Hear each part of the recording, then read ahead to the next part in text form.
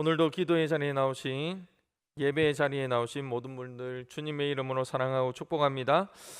우리 옆에 분들과 한번 인사하겠습니다. 사랑합니다. 축복합니다.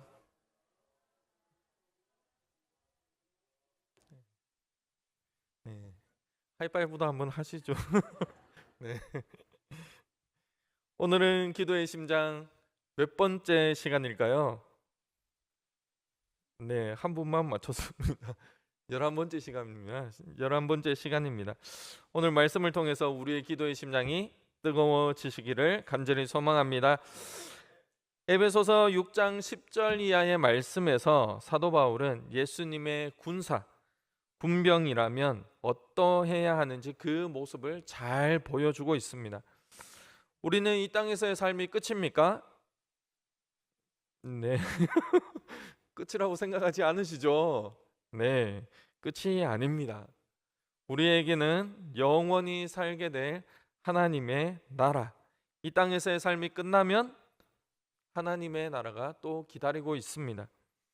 그렇기에 이 땅에서의 삶은 우리에게 무엇과 같습니까? 네, 여러 가지 의견들이 나옵니다. 네, 제가 생각하는 것은 전쟁터와 같습니다. 우리는 십자가의 군병으로서 이 땅에서 치열하게 전쟁을 치르며 살아가야 합니다. 사실 이 전쟁은 이미 이긴 전쟁입니다. 예수님께서 승리하신 전쟁이지만 그럼에도 이 땅을 살아가는 그리스도인들은 사탄은 할 수만 있다면 한 영혼이라도 더 지옥에 데려가고 싶어 한다라는 사실입니다. 그래서 이 땅에 사는 우리의 삶은 항상 영적 전투 중이라는 사실을 잊어서는 안 됩니다.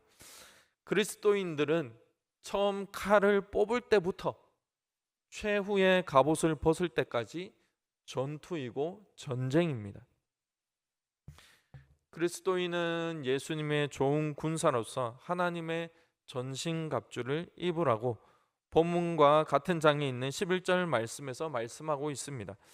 그리스도인은 예수님의 좋은 군사입니다. 그리고 좋은 군사로서 하나님의 전신갑주를 입는 것은 물론 고난을 받아야 합니다. 전쟁터에서 고난이 없다라는 것은 말이 안 됩니다. 전쟁터에 사실 나가는 것만으로도 고난이죠. 그리고 우리가 읽지는 않았지만 13절 말씀에 하나님의 전신갑주를 취하라라고 말씀합니다. 왜냐하면 악한 날에 너희가 능히 대적하고 모든 일을 행한 후에 서기 위함이다.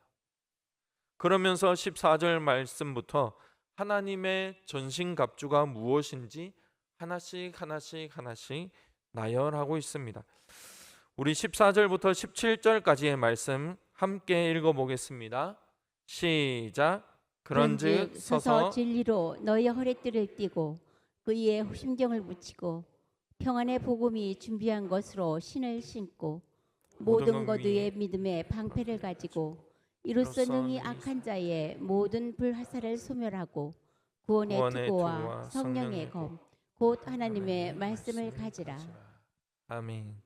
진리의 허리띠, 의의 호심경, 평안의 복음의 신발, 신, 믿음의 방패, 구원의 투구, 마지막 성령의 검입니다.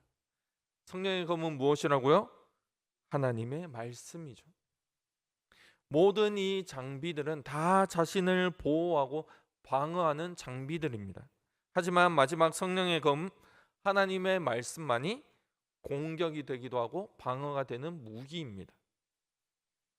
전신갑주는 전쟁터에 입고 나가기 위한 것입니다. 그리고 성령의 검은 무기입니다. 사탄을 물리칠 수 있는 유일한 무기이죠. 그런데 하나님의 갑주, 그 전신갑주를 입었다고 끝입니까? 아니죠.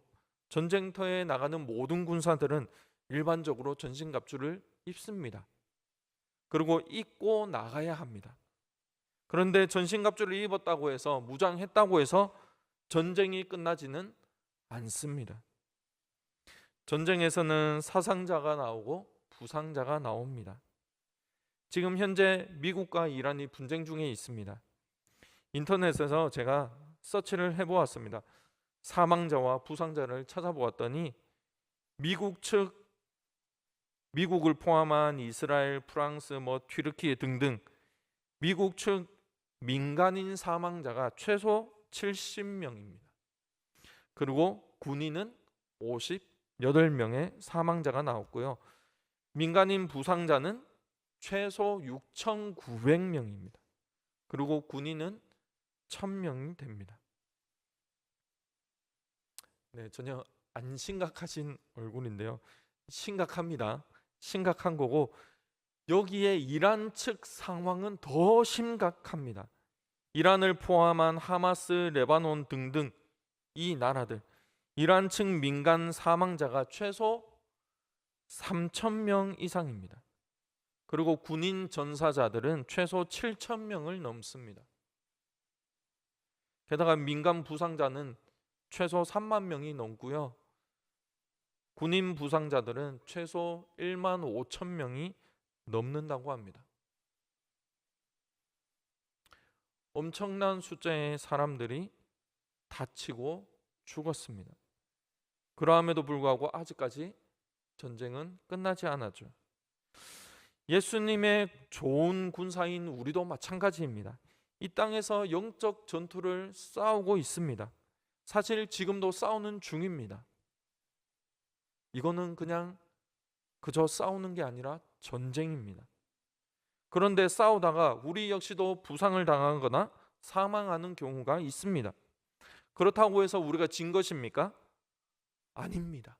우리는 이미 이겼습니다. 또 사망했다고 해서 진 것이 아닙니다. 예수님의 승리가 우리의 승리이기 때문에 우리는 이미 이 싸움을 이겼고 이긴 싸움을 하고 있는 것입니다. 하지만 영적 전투에서 우리가 부상을 당할 수도 있고요, 사상자가 될 수도 있습니다. 그러나 결코 패배는 아니라는 것이죠. 그리스도의 좋은 군사가 되기 위해서는 하나님의 그 전신갑주뿐만 아니라 본문 18절 말씀에서 이렇게 말씀합니다. 함께 읽어보겠습니다. 시작. 모든 기도와 간구를 하되 항상 성령 안에서 기도하고 이를 위하여 깨어 기도하기를 항상 힘쓰며 여러 성도를 위하여 구하라. 기도는 우리의 강한 무기입니다. 오직 기도를 통해서만 사탄을 이길 수 있고요, 사탄의 추종자들을 물리칠 수 있는 강력한 무기입니다. 그렇기에 우리는 항상 기도해야 합니다. 그런데 기도하는데 특별히 깨어 기도하라라고 말씀합니다. 예를 들자면 새벽에 군인이 경계 근무를 서려고 경계 초소에 나가게 됩니다. 우리 남자 집사님들은 다들 서보셨죠? 그런데 만약 병장이랑 2등병이랑 둘이 경계 근무를 서기 위해서 나갔습니다. 그런데 병장 말년쯤 되면 어떻게 합니까? 다들 해보셨죠? 네, 안 해보신 것처럼 가만히 계신데, 병장 말년쯤 되면 경계 근무를 나가도 이렇게 꾸벅꾸벅 좁니다. 2등병을 세워놓고 너 잘 지켜라, 누가 오면 날 깨우고 나는 잠깐 잘게 이러면서 30분이든 1시간이든 1시간 반이든 잡니다. 저만 해본 거 아니죠? 근데 2등병은 눈에 불을 켜고 경계 근무를 열심히 섭니다. 그런데 30분, 1시간, 1시간 반 정도 지나면 어떻게 됩니까? 2등병도 자신도 모르게 잠이 들어버리게 되죠. 군대를 다녀오신 분들은 이 얘기만 들어도 섬뜩하죠. 감히 2등병이 경계 근무를 나가서 잠을 잔다고요? 이러실 분도 계실 겁니다. 이처럼 경계 근무를 서고 있던 군인이 깨어있지 않고 잠이 들었다, 그러면 큰일 나는 겁니다. 특별히 병장한테 그 모습을 이등병이 들켰다. 그날은 그 병장 밑으로는 아주 그냥 난리가 나는 상황인 거죠. 그렇게 깨어 있지 않을 때 부대가 발칵 뒤집어지는 것입니다. 마찬가지로 우리가 기도를 해야만 합니다. 잘 알죠. 하지만 졸면서 자면서 기도하는 것이 아니라 깨어서 기도해야 한다라고 말씀합니다. 성령 하나님께서 우리에게 믿음을 주셔서 우리를 초대하신 그 삶은 소풍이나 관광여행 혹은 휴일이 아닙니다. 그리고 한가로운 그냥 산책이나 재미난 그런 취미생활 하는 것도 아닙니다. 거꾸로 이 삶은 끝까지 힘써서 싸워야 하는 전쟁터라는 것입니다. 그렇게 우리는 그리스도의 좋은 군사로서 항상 깨어 있어야만 하는 것이죠. 사도 바울은 본문에서 모든 기도와 간구를 하되 항상 성령 안에서 기도하라고 우리에게 권면합니다. 우리에게 도전합니다.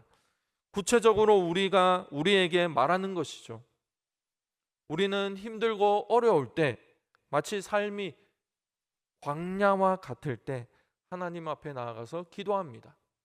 정말 열심히 기도하죠.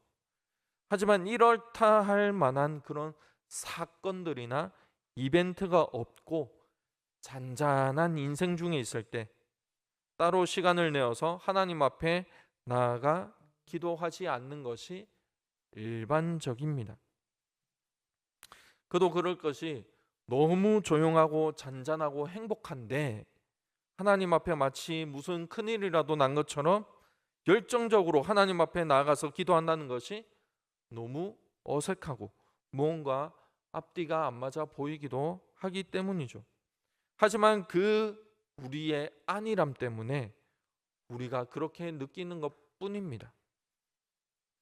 다시 말해 전쟁터에 있는 군인에게 어떠한 순간도 긴장을 늦출 순간은 없습니다. 더군다나 전쟁터에서 언제 있을지 모를 상황에 군복을 벗는다, 장구를 벗는다. 결코 있어서는 안 되는 일이고 말이 안 되는 일인 것이죠. 우리가 치르고 있는 이 치열한 영적 전쟁, 이미 결과가 정해져 있을지라도 끝까지 싸워야 하는 전쟁입니다. 우리의 삶을 다해서 하나님 곁으로 갈 때까지, 그리고 예수님께서 다시 올 그날까지 우리는 끝까지 싸워야 하는 것이죠. 그리고 그 전쟁터에 무기를 들고 싸우러 나갈 때 기도를 무기로 삼으라고 사도 바울은 말씀하고 있는 것입니다. 사도 바울은 디모데후서 4장 7절에 자신의 삶을 이렇게 고백합니다. 디모데후서 4장 7절 같이 읽어보겠습니다. 시작. 나는 선한 싸움을 싸우고 나의 달려갈 길을 마치고. 사도 바울은 어떠한 싸움을 싸웠다고요? 선한 싸움을 싸웠다라고 고백합니다.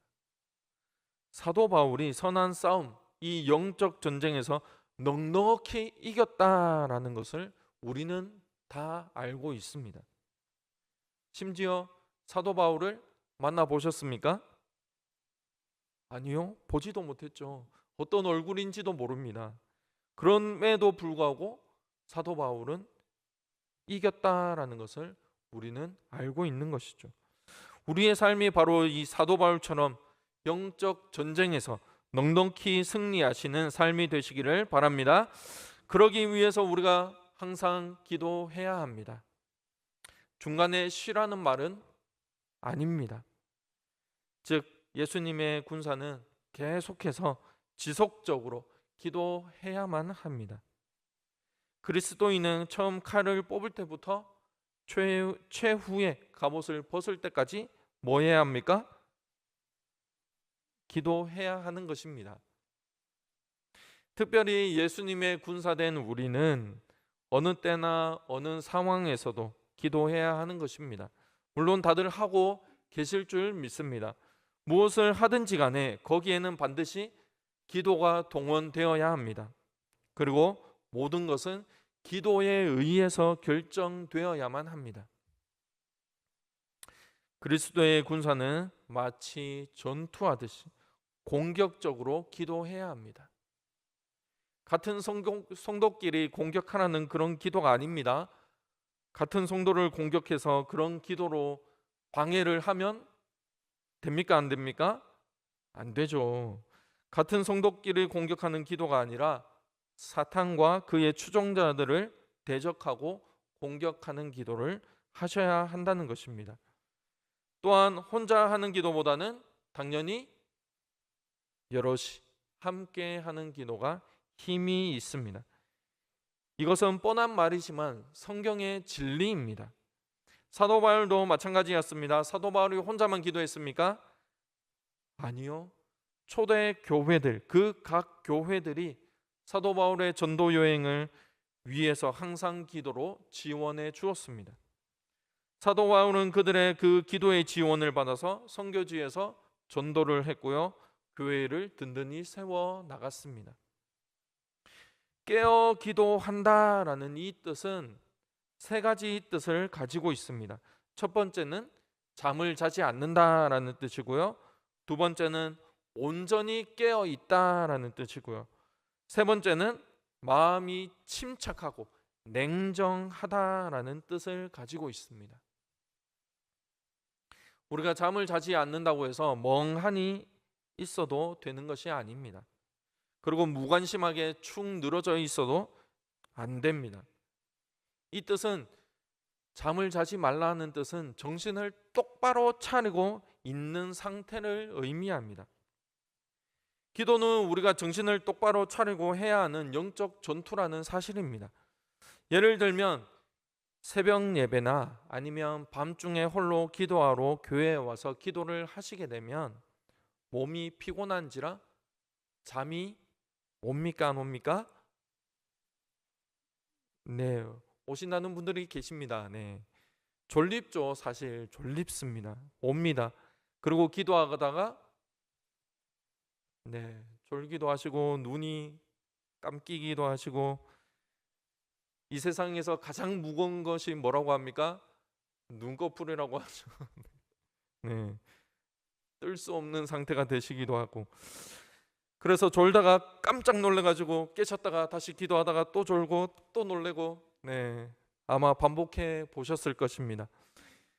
이것마저도 주님께서 긍휼히 여겨 주시겠거니, 또 이런 믿음은 너무 강하셔서 꿈뻑꿈뻑 졸면서도 기도를 하시고 돌아가시는 그런 분들이 계십니다. 그러나 사도 바울은 우리에게 정신을 똑바로 차리고 기도하라고 말합니다. 방심하지 말라는 뜻이죠. 주의를 기울여서 신중하게 기도하라는 것입니다. 사도 바울도 우리와 같은 사람입니다. 그래서 피곤했을 겁니다. 아니, 우리보다 더 피곤했겠죠. 하지만 정신을 똑바로 차리고 기도하라라고 말한 이유는, 기도는 영적 전쟁, 전투이기 때문입니다. 전투 중에 누가 한눈을 팔거나 방심할 수 없기 때문입니다. 거꾸로 말하면 최고의 집중력에 도달한 그 상태로 기도하라는 것입니다. 이것이 온전히 깨어 있다라는 뜻입니다. 부주의나 게으름 혹은 나의 나태함 때문에 갑자기 뜻하지 않는 그런 사고가 닥쳐올지라도 그런 것들이 없게 하기 위해서 적극적으로 주의하라는 것이죠. 최고의 집중력에 도달한 상태, 그 상태로 기도하라는 것입니다. 마치 전투 중일 때 온 신경을 곤두세우고 날카롭게 반응하듯이 기도하라는 것이죠. 그리고 마지막 세 번째, 깨어 기도한다라는 뜻은 마음이 침착하고 냉정하다라는 뜻을 가지고 있습니다. 온갖 탐정과 미혹을 경계하는 태도를 가지고 기도해야 한다라는 뜻입니다. 이 말은 우리가 기도 중에 한 번씩은 아마 경험들을 하셨을 겁니다. 마음은 기도에 집중을 하고 싶은데 다른 생각들이 막 떠오르고 걱정, 근심, 온갖 잡생각들이 우리를 기도에 집중하지 못하게끔 방해하는 일들이 있습니까? 없습니까? 있습니다. 한 번씩은 아마 경험해 보셨을 겁니다. 그렇죠? 네, 없으신가요?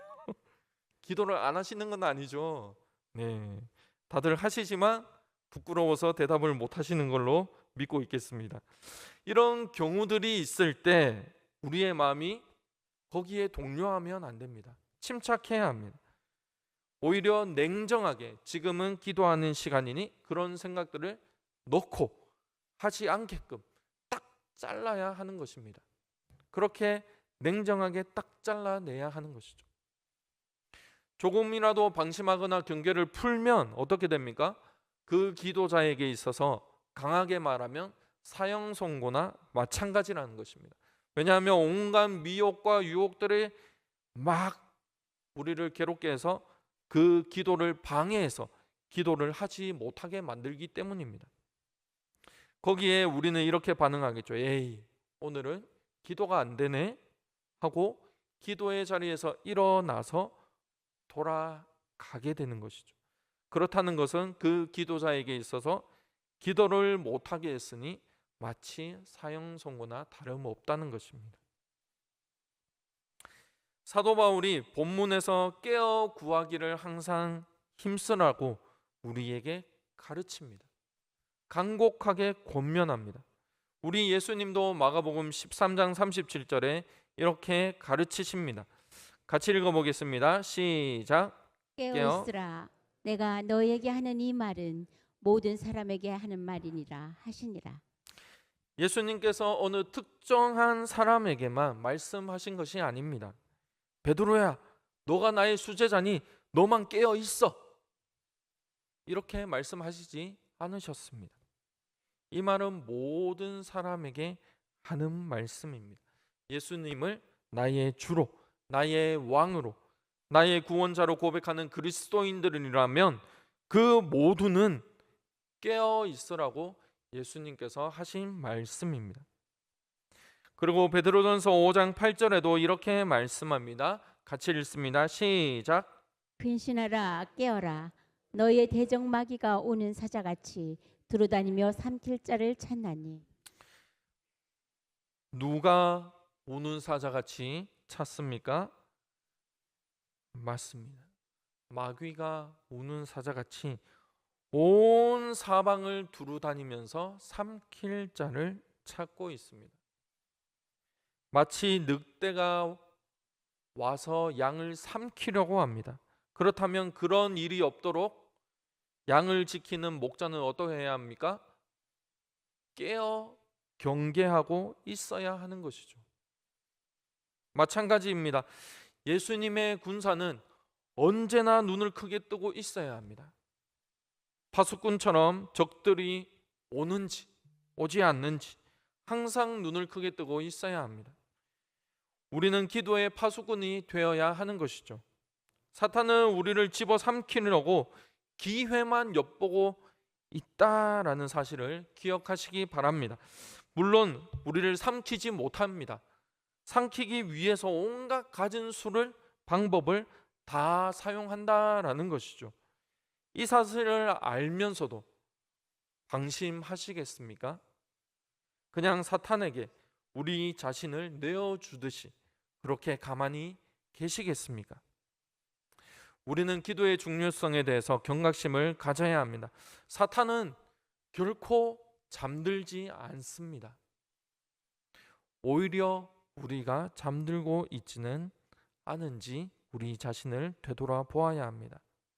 우리 그리스도인의 삶에서 기도가 중요한 위치를 차지하지 못할 때 우리의 삶은 무기력해지고 우리가 미치는 영향력은 쇠약해지고 기도가 없으면 우리의 삶이 시들어 버립니다.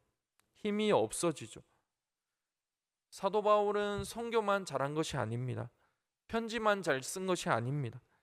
기도의 사도이기도 했습니다. 예수님과 사도 바울은 우리에게 기도의 중요성을 지금도 가르쳐 주시며 선포하고 계십니다. 우리 구원의 방편이라고 하죠. 구원의 방편 세 가지가 무엇입니까? 네, 마음으로 들었습니다. 기적입니다. 구원의 방편 세 가지가 말씀과 성례와 기도죠. 여기에도 기도는 분명하게 들어갑니다. 기도는 우리가 하나님의 자녀로 살아가는데 얼마나 중요한 것인지 이것을 예수님이 행동으로 입증하셨고 사도 바울도 그러했다라는 것이죠. 예수님은 기도의 시간을 정하셔서 항상 기도하러 산에 올라가셨습니다. 심지어 로마 군병들에게 잡히시기 그 전에도 어디로 가셨습니까? 기도하러 가셨습니다. 사도 바울도 항상 기도했죠.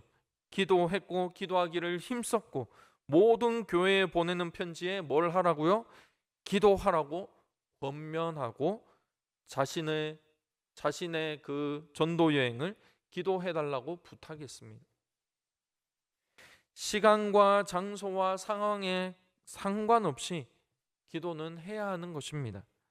하나님의 전신갑주를 입고 시시때때로 깨어 기도하는 그리스도의 군사는 결코 실패할 수 없습니다. 말씀을 정리합니다. 우리는 지금 영적 전쟁을 치르고 있는 중입니다. 여기에 기도는 우리의 무기입니다. 빠질 수 없죠. 사도 바울은 이 무기, 바로 기도를 어떻게 다루어야 하느냐, 여기에 대해서 항상 기도하고 깨어 구하기를 힘쓰라고 말합니다. 여기에서 깨어 기도하라는 뜻은 세 가지 뜻이 있다고 살펴보았습니다. 먼저 정신을 똑바로 차리고 기도하는 거고요. 최고의 집중력을 가지고 그 상태로 기도하는 거고요. 마지막 셋째는 마음이 침착하고 냉정해서 온갖 미혹과 유혹들을 경계하고 기도하는 것입니다. 왜 이렇게 기도해야 합니까? 마귀가 우는 사자와 같이 두루 다니며 온 사방을 다니며 삼킬 자를 찾고 있기 때문입니다. 근데 그 대상이 누구입니까? 바로 우리입니다. 물론 구원받은 성도들은 삼키지 못하지만 삼키고자 온갖 수단과 방법을 가리지 않고 사용한다라는 것이죠. 그렇게 우리는 이 영적 전쟁에서 부상자가 될 수도 있고요, 사상자가 될 수도 있습니다. 하지만 이미 이 전쟁의 승리는 우리의 것입니다. 예수님으로 말미암아 확정되었습니다. 결코 변동되지가 않습니다. 다만 우리의 삶에서 계속해서 전쟁을 치르고 또 치러야 하기 때문에 결코 방심해서도 안 되며 하나님의 전신갑주를 집어 던져서도 벗어서도 안 되는 것이죠. 긴장을 늦추지 마시고 주님께서 우리를 부르시는 그날까지 영적 전투를 계속해서 이어나가시기 바랍니다. 그리고 주님 부르시는 그날 우리도 사도 바울처럼 이렇게 고백할 수 있기를 간절히 소망합니다. 나는 선한 싸움을 싸우고 나의 달려갈 길을 마치고 믿음을 지켰노라.